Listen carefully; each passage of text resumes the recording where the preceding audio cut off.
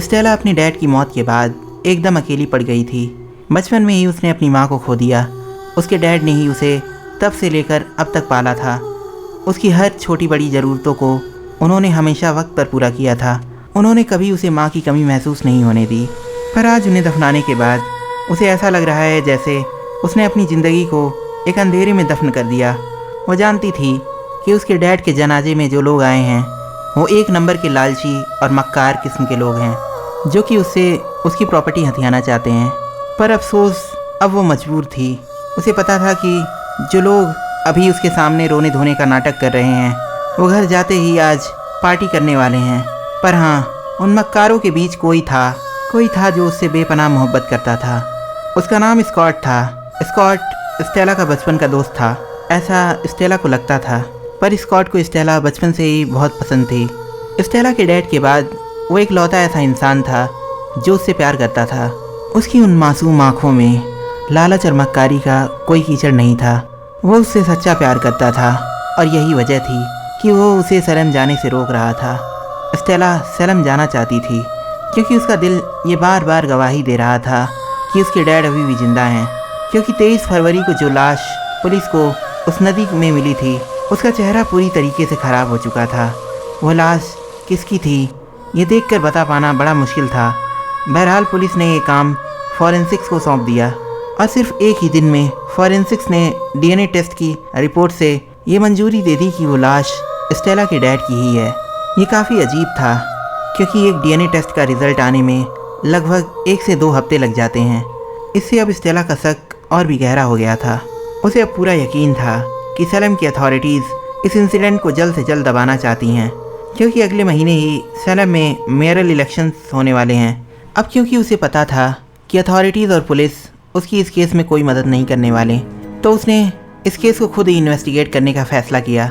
24 फरवरी की रात को वो सैलम के लिए रवाना हो गई।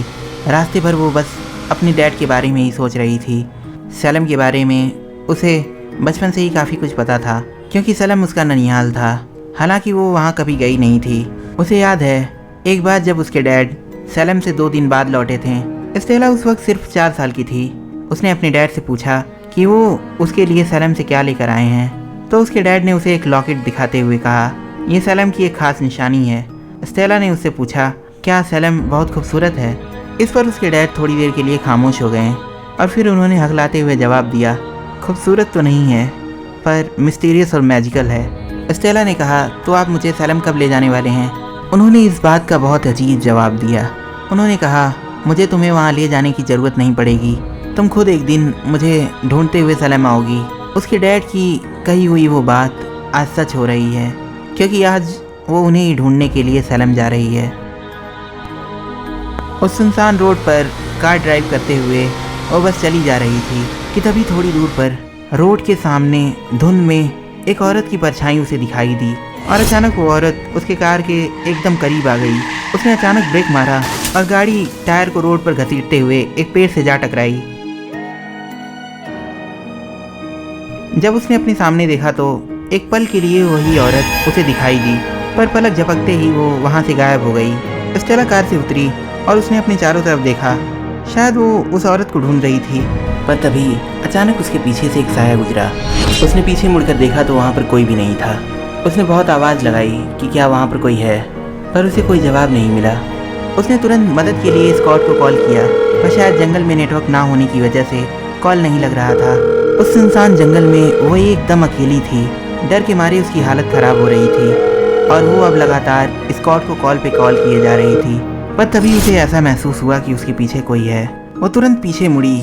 उसके पीछे वही अजीब सी औरत खड़ी थी। उसकी आंखें एकदम सफ़ेद थीं। डर के मारे उसकी चीख निकल गई और वो वहीं बेहोश होकर नीचे गिर गई।